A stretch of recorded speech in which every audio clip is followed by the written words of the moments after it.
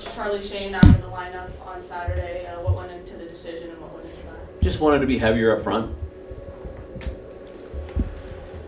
In a series now against Western Michigan where they are so big and so physical, how do you go and attack that? Like forward battles, corners, they're gonna bring physicality. Yeah, I mean, it's we're not a really big team up front. We're built fast and with a lot of speed, and there's just some teams that play us really hard with the physicality and that bring a little bit more beef. And we got to do what we got to do to try and match up with those teams. I thought Duluth played us really hard and heavy. Western's going to do the same, and we got to counteract that with guys that play a little bit heavier and a little bit more downhill than others, right? So we got to do what we can to counteract that. What do you reflect on last weekend in Duluth? Probably a disappointing result for you guys. Yeah, I mean, I think we've built the expectation where we expect to win every game we play. I think that perspective sometimes is needed in life and certainly in sport. And Duluth's a hell of a team. I've said it for a long time since we played them here. I just think that they're way better than their record. A lot of draft picks, a lot of high draft picks, a lot of really talented kids. Obviously a legendary coach, a program that has won 3 national championships in the last decade. And what's perspective, I think, is, feeling a little disappointed going on the road to such a good program and getting 3 out of 6 points and not feeling content, right? I think that speaks volumes about, most importantly, where our players have put ourselves in position this year. And this is what I said to them today. I said, hey, if you go back to November, after our first Omaha loss, we're 3-7-1, and over the course of our next 20, we're going to go 14-4-2. 3 of those losses are going to be in overtime. One's going to be with a 4-1 lead that we kind of stunk away, and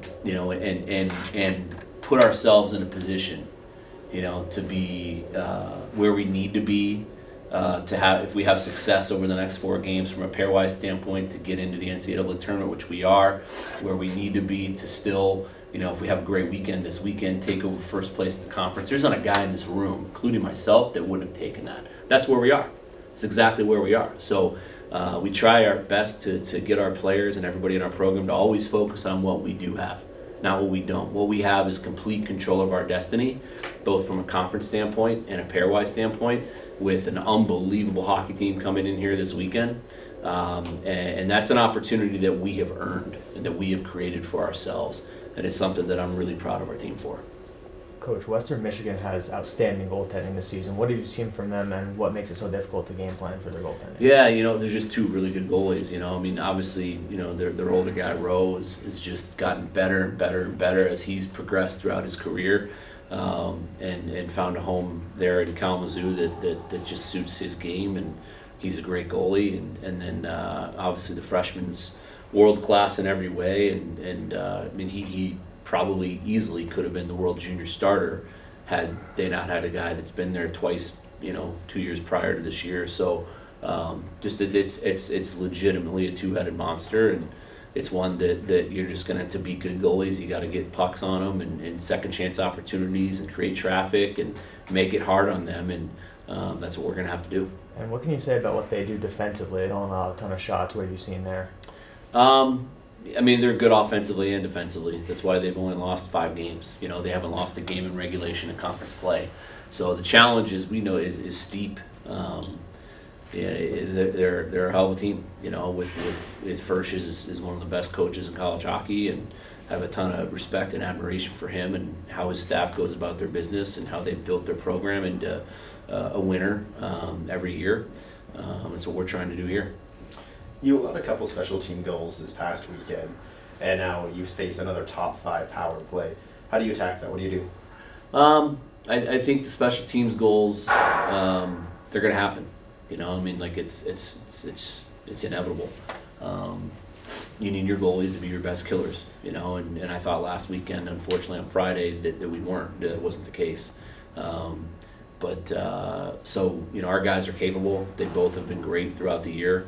But we need them now through the stretch to be our best killers if our kill's going to get the job done for us. What more did you want to see out of Pat on Friday? Just stopping the pucks that need to be stopped, right? And that's where he's been so good all year, is making the saves that he should make. and being that steady presence for us back there. And I just felt like a couple of their goals, you don't want to see goals hit the middle of the net at this stage of the season. He made some big saves. And at the end of the day, he only let in 2 goals in regulation. So we did not lose because of Pat Friday at any level. We didn't lose because of goaltending on any level. But what you want to see at this stage of the season is when your team, and our team has not really struggled to score very much this year. We outside of that first stretch, we've been a really good offensive team, but obviously it wasn't going in for us. We're missing open nets. We're missing tap-ins. Their goalie made some big saves. You want to see your goalie win you a game. Win you a game. And unfortunately, that didn't happen Friday. But he'll be fine. He's won us some games this year, and I don't think either goalie has directly lost us a game this year. But I'm hard on our goalies. I was a goalie. I challenge our goalies, and I think goalies should be treated like everyone else on the roster. They shouldn't be the exception because they're a goalie. I know we're all a little weird, but we're not the exception. Coach, when you talk about the way teams responded since that loss to Omaha, but in going forward, winning those games and expecting to win, how do you feel that just as a group they've handled kind of having that target of teams wanting to come in and beat you? Yeah, I mean, look, we're a clear second place team with still have the opportunity this weekend to reclaim first. We have a target on our backs. I think they've done a tremendous job. We came into the season kind of being on the hunt, and to their credit, and it's all because of the players. They turned the season around and became the hunted, and that's an exciting thing. That's what we want. That's what we want to be. We want to be front runners. We want to be a top 10 perennial program here that's fighting to get in the Frozen Four every year, and that's where we think we are. Coach, now you're on the bubble, 4 games still going, it's really good teams in your conference. Is it hard to have your players focus on just Friday and not the rest of the season, what you have to do to... No, I don't think so at all. I mean, these guys, they understand how good of a team we have coming in here, and how dominant they've been in our league this year. And it's not like they've had a cupcake schedule outside. I mean, they played BC, Michigan State, Michigan, and they have 5 losses. It's a 5 or 4? It's 5. Yeah. That's impressive. It's hard to do. We went through last year and lost 8 games, and to go through and have a single digit, loss in the loss column is really hard to do. You got to win a lot of overtime games. You got to get a lot of bounces. But those teams that do it create those bounces, right? They earn those bounces, and that's what Western's done this year. Do you see a structural weak point in their game that you guys can attack and you think maybe help you beat? There's no structural weak points in what they do and how they do it. We just gotta. This is the true week where our identity is fast and relentless. If we don't play fast, we won't have success this weekend. If we don't play relentless, we won't have success this weekend. If we want to do just one of the two, we won't have success this weekend. We have to do both. Yeah. Right. We have to play to our identity and believe that our identity and what we have on our side is enough to have success against anybody, because it is, and we've proven that. But without both, we won't have success. Did you feel like your team played to its identity this past weekend? In stretches, yeah, I do. I do absolutely in stretches, and obviously not for a complete 60 minutes. We did not. I thought that Friday I really liked our third period. I really liked it. It felt like we just were playing downhill. Really committed to getting pucks in behind them, establishing a forecheck, which we didn't do great in the first 2. But what I loved about our team this past weekend is while we weren't as sharp as we've been over the last month and a half, there was a lot of resiliency. They scored twice, both nights first, and our guys didn't wilt and were able to take the lead back both nights. And look, Saturday, the way that we responded, because I thought the first 10 minutes of their game Saturday was probably their best 10 minutes of the weekend. They were really good.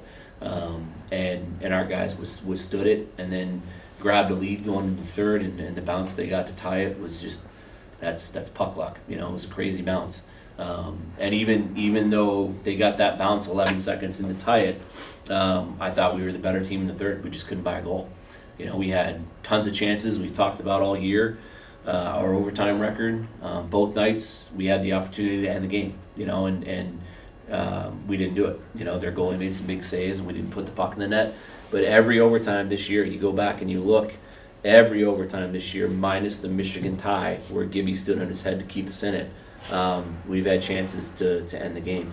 So it's not that we're playing poorly in 3-on-3. We just haven't capitalized on our chances, and other teams have. Moving forward, you're probably going to see at least one overtime game this weekend. That's just that things are tight. We have 4 in a row.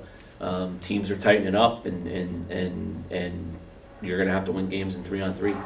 We're probably going to have to win one this weekend. You mentioned taking Shane out of the lineup last weekend to beef up the lineup a little bit. Are you going to continue to do some of the same this weekend? Yeah, I don't know. I mean, Western's a big, hard-heavy team, so we're going to look at some different options and what we can do to kind of counteract that and give us some physicality up front that we lack in other areas, and we'll continue to kind of make that determination throughout the week. How are you guys feeling health-wise going into this weekend as a whole? Pretty good. Obviously we miss Benji a lot, and I mean, it's just his leadership, his tenacity, his grit, his blue-collar approach to everything that he does is really what we're lacking right now, and it's hard to replace that, a kid that has that experience and the way that he just does everything in his life. It's hard to replace that on the ice.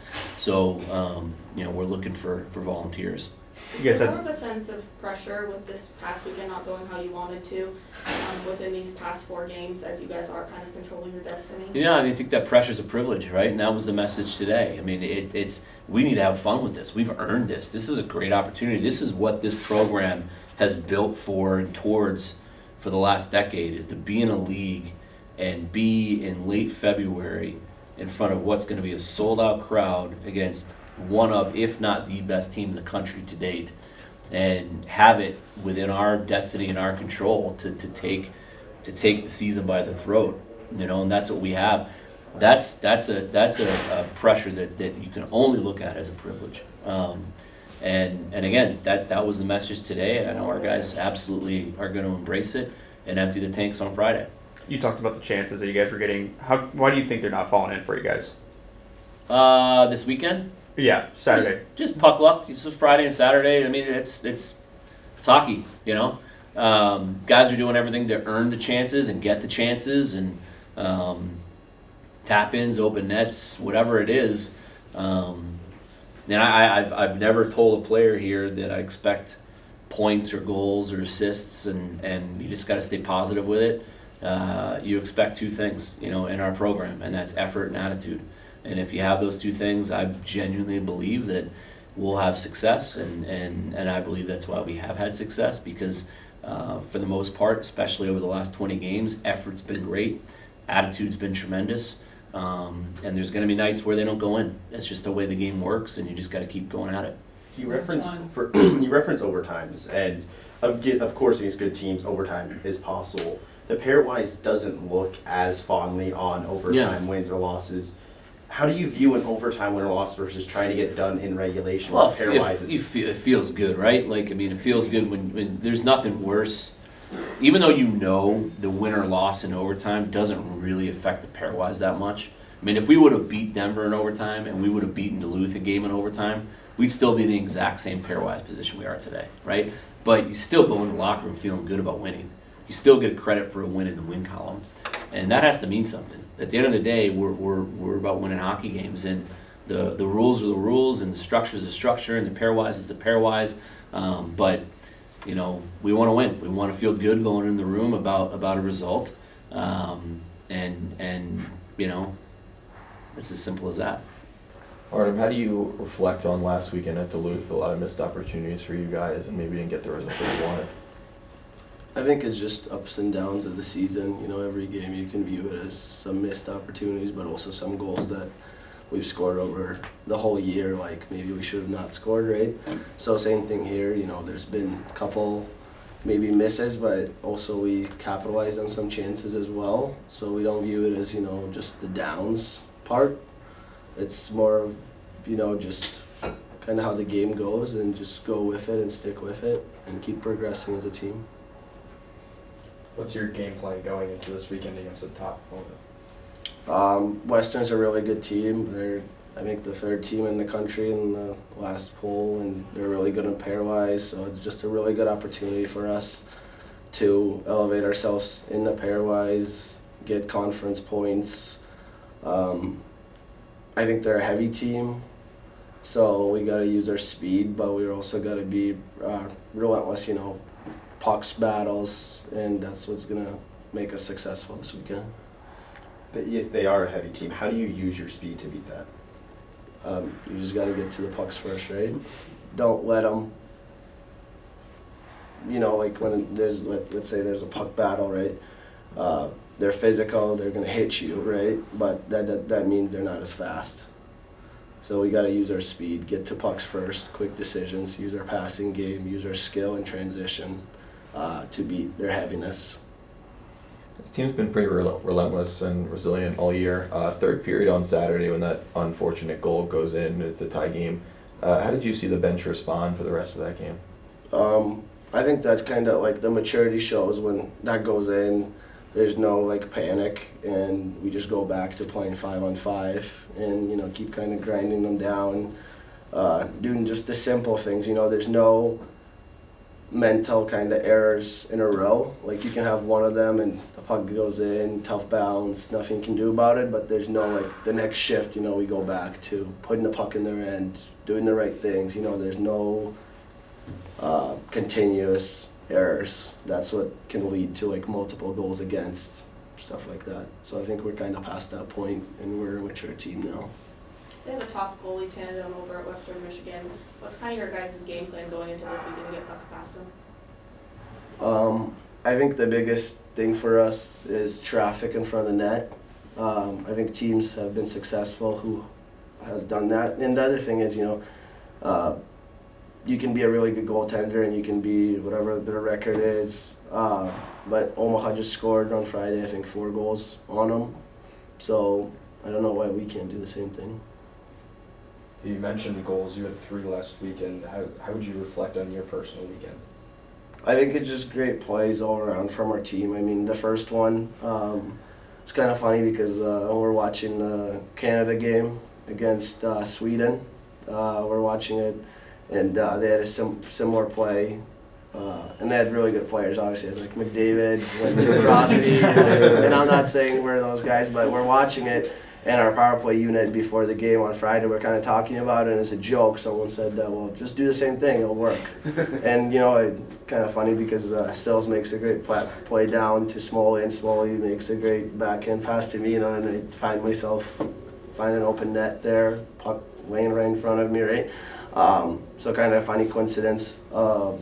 Then second goal, obviously, Kurz makes a great play to me. I think me and him have been connecting pretty well lately. Playing well together, just kind of understanding each other often on the ice. The third goal as well, Silly has been playing great the past, since probably Christmas, and he's been really good on the power play. His vision is unmatched. So him making it, a fake slap shot, slides it right to me again, empty, open net. Doesn't take much effort there, so really good plays by my teammates. You mentioned you're building a rapport with Kerwin on the ice. How does his play kind of help your game? I think he's just, some people don't see him as a passer. Everyone sees him, he has 19 goals, obviously, so everyone sees him as a shooter, scoring goals, big body, but I think what a lot of people miss is how well his brain works, how well he can pass the puck. But also, just take the play on Saturday when he gets that puck below the goal line, and he kind of finds me in the middle. A lot of guys would kind of just take it and possess it, and he kind of has that ability, I think, to get the puck and quickly make a decision before receiving the puck. So he pre-scans well, he sees well. I think he's been playing more a two-way role as well. Since Christmas, I believe, I see a lot more of him winning battles, being an F1. So I think he's turning into a really complete player, and that people don't notice sometimes. This weekend, freshman Colin Potter missed a couple open nets, and he was disappointed with himself. As a veteran, did you go up to him and kind of pump him up a little bit and put him more in a positive mindset? I think it doesn't, like there's, every guy has like a game where maybe the puck doesn't go in the net, or maybe there's, an obvious chance like you said and you miss the net, you don't score. But that just kind of like I said, your first question before, it's, you just got to remember there's been times where the puck shouldn't have gone in the net and it did. And it's just going to continue. It's like, it's a long season, there's games in front, and you just flush that shift, you go up to the next one. I don't take it too much as, when I was younger, maybe when I was like Potsy, I would take it personally too and take it serious. Oh, I didn't score, I had to score there, like that's on me. But now it's more of like, there's going to be a next opportunity, let's focus on the next one, let's flush this one, like whatever happened, right? But I'm sure, he has a long college career in front of him. Like he's going to have, we have a big weekend coming up, so I'm sure he's going to be, a driver for us and a difference maker going forward for sure. Just talking to Coach, he said that pressure is a privilege, and you guys are welcoming the top 5 team in here this weekend. What does it feel like from a player standpoint to play under that pressure?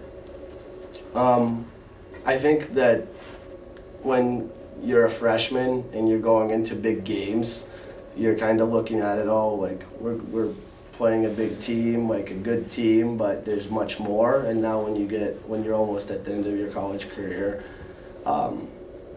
every game is special. Like you go out on the ice, and it doesn't matter if it's the top 5 team in the country or the last, the 60th team in the country. Like you go out there and you think that could be pretty much your last game in college. And with 4 regular season games left, I think it doesn't matter for us. We're just kind of cherishing our relationships with each other and trying to, extend our season as much as we can. And we're just given an opportunity against Western to have a good weekend and extend our season, put ourselves up in the pairwise, and make it have a really good chance to be in the national tournament. How important is getting an at-large bid for you guys versus winning the NCHC tournament to get the automatic qualifier? I think that's the goal, is to win the NCHC, right? Like it's no more of like, oh, let's have home ice, or let's try to compete against this team or that team. I think we proved that, and now our goal is definitely try to win the regular season, try to win the NCHC, and what's good is if you win the NCHC, you're automatically in the tournament. Because you don't want to lose, I think it's weird when you lose a game in your conference tournament, and then you make it, in pairwise you make it to tournament, and then you don't play a game for a couple of weeks, and then you go in and play a game in the tournament. It just feels weird, I had a couple of friends who were in Michigan Tech, that was 2 years ago, and they lost to us at Northern, and they were like 11 for 12 in the pairwise, they made it, and they didn't play a game in like 45, 50 days before they played, I think, Penn State, and ended up losing like 8-0. So it just feels 2 different seasons. And our number one goal is definitely, we're focused on Western, but our number one goal is winning the NCHC, the regular season title, and the playoff championship. Last one. What were a few things last weekend that you guys think that you guys need to clean up for this weekend specifically? I think we just gotta have a little bit more patience making plays. I think we maybe had a little panic kind of with the puck. And Western is going to come heavy on the forecheck too, so just maybe a little bit more patience. I think our penalty kill has been good, but a couple just minor errors, and they capitalize on it. So just believing in ourselves again. I think we kind of got away a little bit from kind of thinking like we're a really good team, we have really good players, we have a good coaching staff. Like everything is out there for us. We just got to believe in ourselves and do what we do best and focus on ourselves instead of focusing on the opponent. Kjellberg, your play over the last few months have been much better than at the beginning of the season. Like, what have you done differently?